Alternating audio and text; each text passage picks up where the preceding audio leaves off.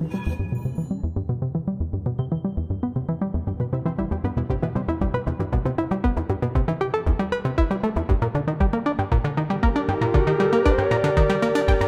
you know everything?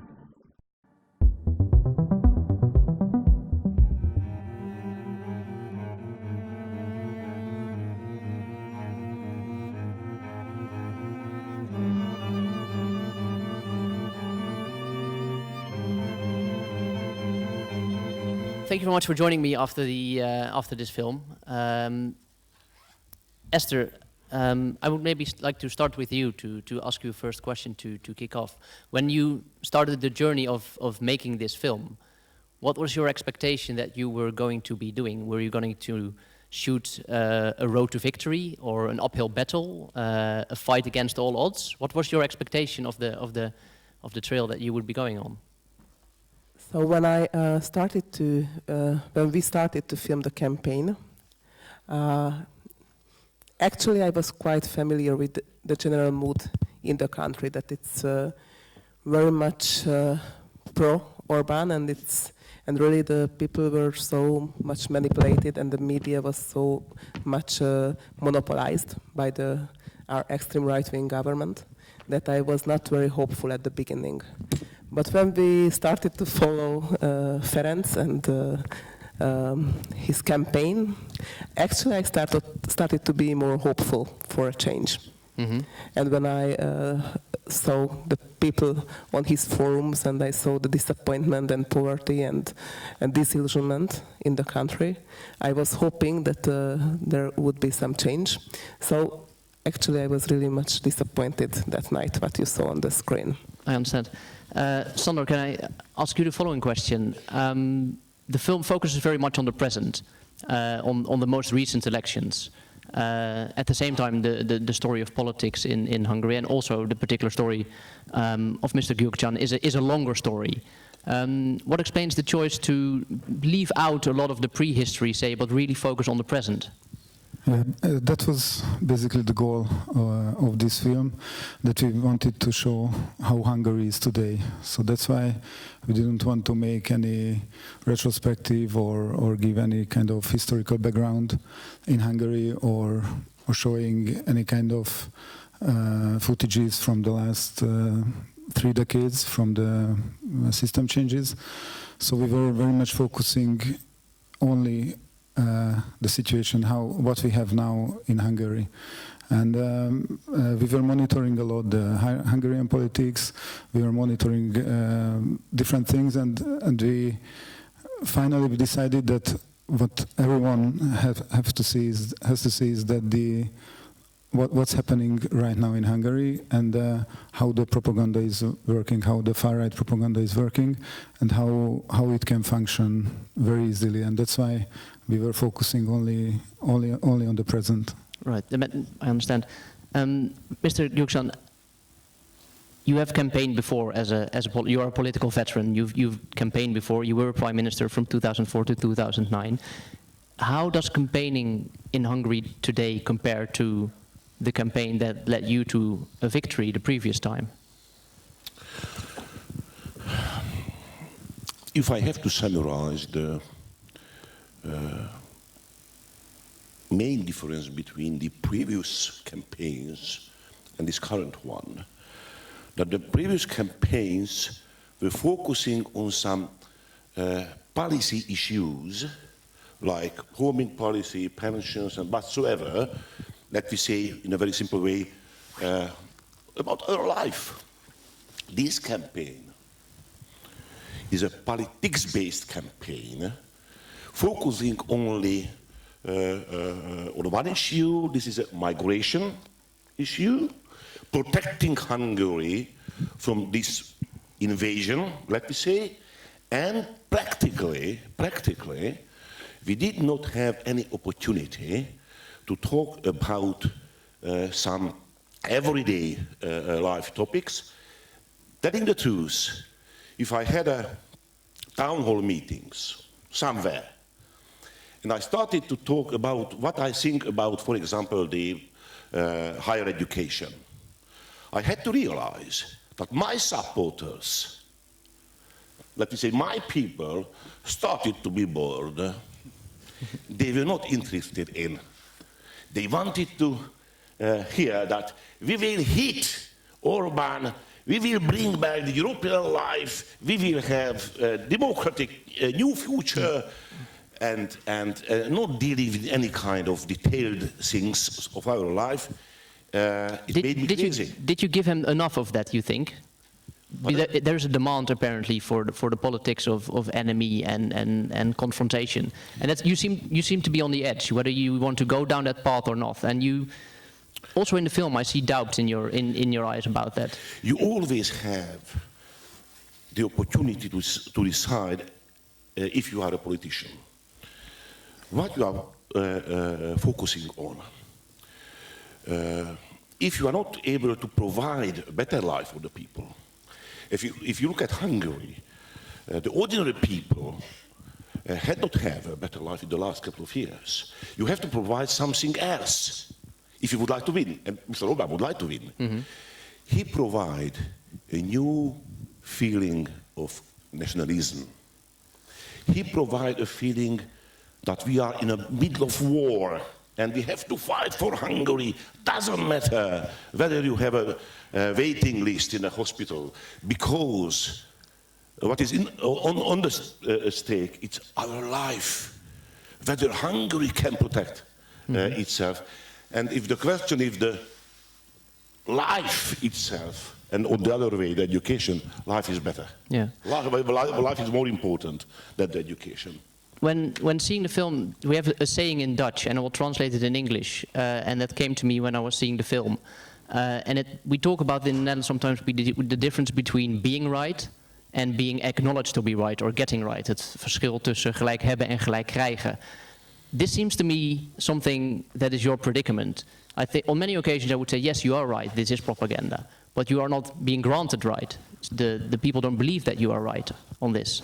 How to change the message then, if you're not given the credit that you are being believed? I assume that many of you, sorry to say, believe that politics, first of all, is about power, about the mandate. Who has a right to govern this or that country or city or district or whatsoever? But at the end of the day, it's not about power. It's about the morality of the life. And from this basis, you have to start your route ahead and building up some kind of politics. I believe something, my party believes something. And at the end of the day, I do not care how many followers we can attract. I am absolutely sure that Hungary sooner or later will be a very normal, serious European democratic country. Yes. And perhaps in 20 years from now, many people will say, okay, Gyurcsány and the Democratic Coalition was right. And not because I would like to have some historical importance. Who cares? Just because this is our historical fate. You also campaign pro-Europe. You bring Europe, you entered in the film with the European anthem in the background. You are the one telling the European story in Hungary. Why do the people in Hungary do not believe that Europe is their future in that way? Because apparently the pro-European voice is not what the Hungarian people at the moment seem to want. Why is that? Probably you will not believe to me. I can't talk to Hungarian people. I can't reach them. At the end of the film, Eszter wrote that 90% of the Hungarian media is controlled by the government. I'm in a gym 2 or 3 times in a week. Look at me, I'm very nice. And during making some exercises, the normal morning music radio is switched on. During this 1 hour, at least 8-10 times, I had to listen to these government advertisements that we are under the fire, we will be killed, all the women will be raped by the migrants.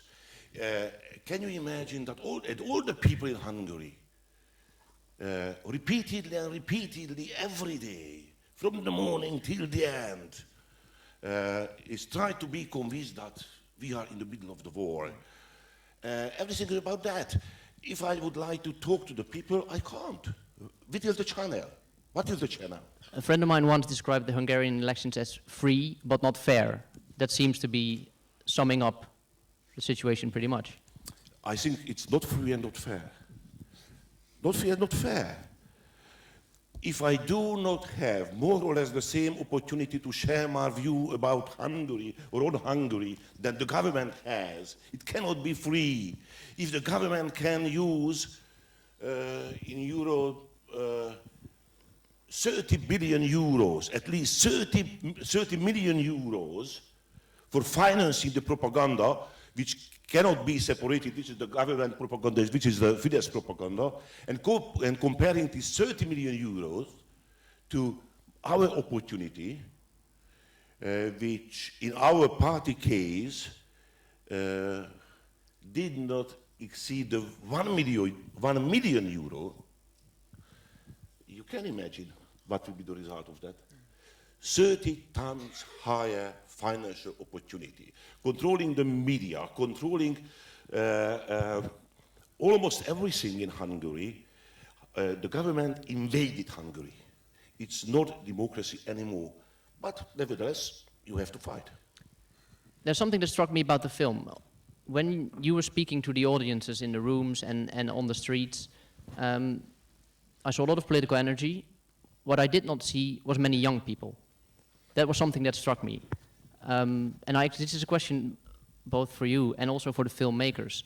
I assume that if you would have the footage, you would have included it. So apparently, where are the young people when it comes to the fight in politics?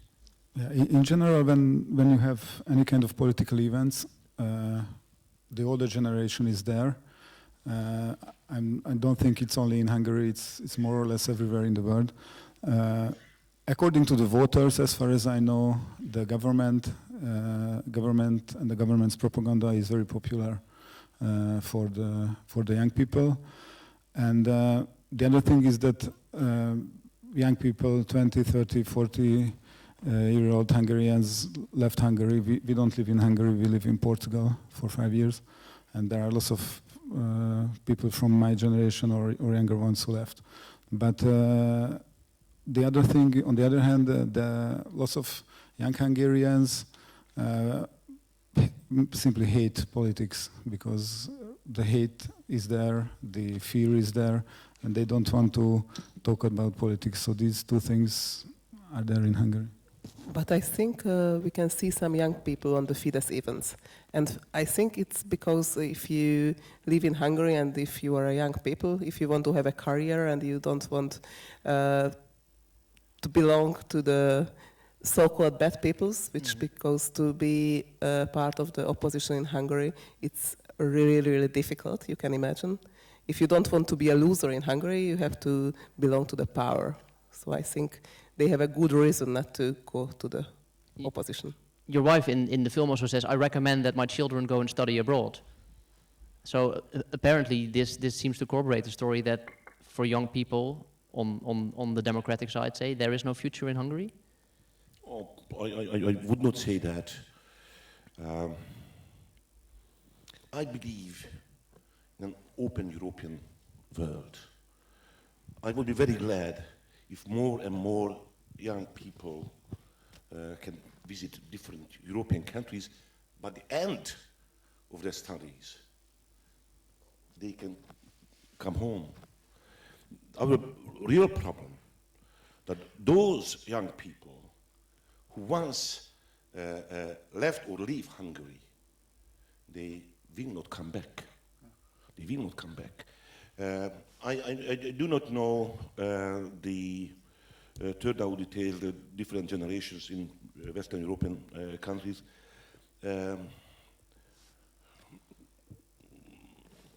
what I see that our children in the age of 20 or something like that, most of them do not interested in politics very much. And if they are sometimes looking for some very fast and radical solutions. And I can't provide them radical solutions. I can provide a very solid politics, some kind of rationality, which I can imagine that emotionally is not very moving. I see. Do you think you are helped or hindered by the fact that you've been a prime minister before? Advantages and disadvantages. Perhaps several of you know something about my political background. I fought a lot. Maybe we should very quickly, you were first on the left side in the Socialist Party, but then you broke away to start the Democratic Forum, which you have been campaigning for now. Yes, mainly because I wanted to go a little bit into the middle and not following the very leftish, let me say, old type of social democratic politics. This was one of the main questions because when we set up this new party. I am one of the most well-known politicians in Hungary, perhaps Mr. Orbán, myself, and perhaps the president of the Hungary. These are the three people whose, what is the name of the ismertségi ráta? Not acceptance rate, but the acknowledgement rate is 99 or 100%.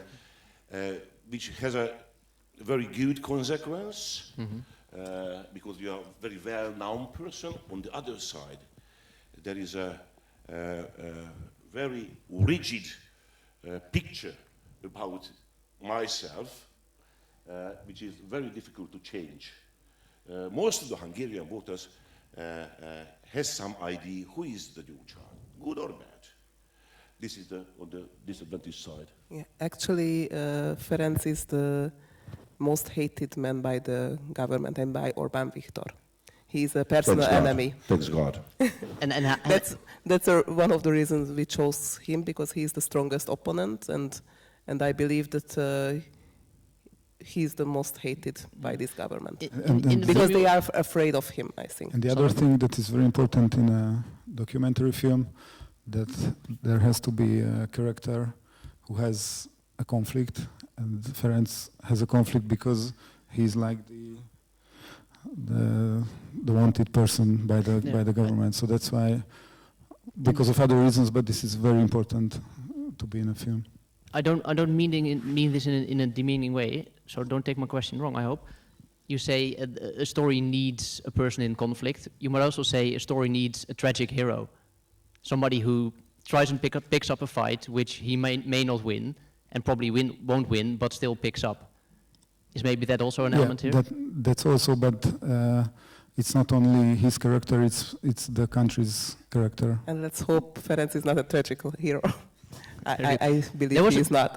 You, in the film, you'd also take this as a campaign, not just for your own party, but for the opposition in general. You say, oh, the opposition will lose, which is not extends beyond your own party.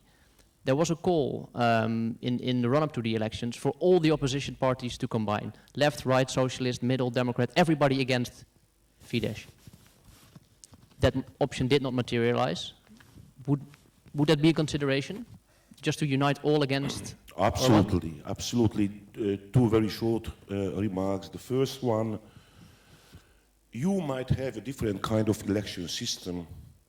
Your country, Great Britain, Italy, it's politically legitimate if the election law is based on the consensus of the rivaling party. Legally, how it's structured doesn't matter. In Hungary, this new election law is a one-party election law pushed through the parliament just by the Fidesz, without any dialogue, any consensus.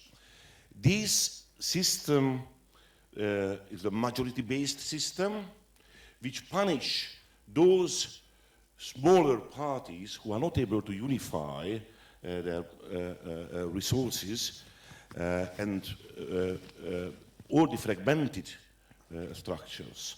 And our side, in front of the Fidesz, it's very fragmented in the last couple of years, and there is not a single power Hungary, not even the person, not even the party, who in a very short term would be able to unify, to bring them together. They know it very much. They created this election system because they calculated this kind of consequence of this regulation, and therefore, although 2.5 million people voted for Fidesz, 2.5 million people voted against Fidesz, and the result in the Hungarian parliament, they won a little bit more than 2/3 majority of the seats. And the total opposition parties have less than 1/3 of the seats. So the system is indeed completely skewed, and it's in that sense it is an uphill battle, no matter what you do as the opposition. There's a phrase which I think is attributed to you, that you once said that the fate of every politician in power is to lose power at some point. But that we now in Hungary seem to have arrived at the exception. There seems to be somebody who is not able to lose power, or am I being too pessimistic? You must be sure Orbán will lose the power sooner or later. You know, this, the life of every politician is not like the average American film having the happy end. No, you will be defeated sooner or later. The question is, in which way you are defeated, and after you have been or have been defeated, what will be your fate? You can preserve your credibility, you can preserve some kind of honesty from the people or something like that, or you will be hated. And I guess that all the dictators, like Mr. Orbán, at the end of the day, after they lose the power, they lose their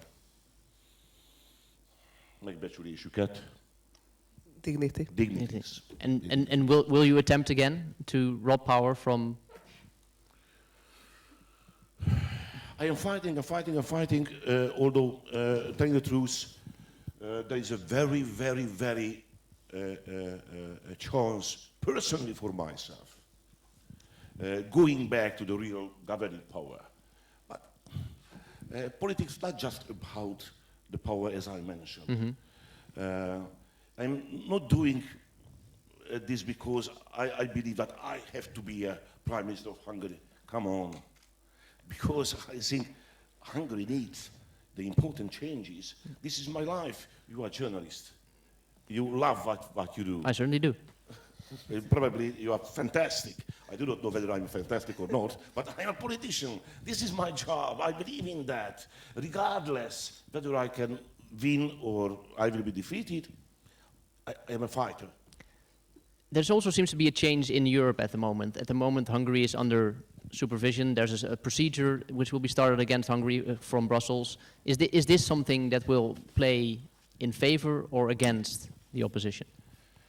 Doesn't matter. It doesn't matter.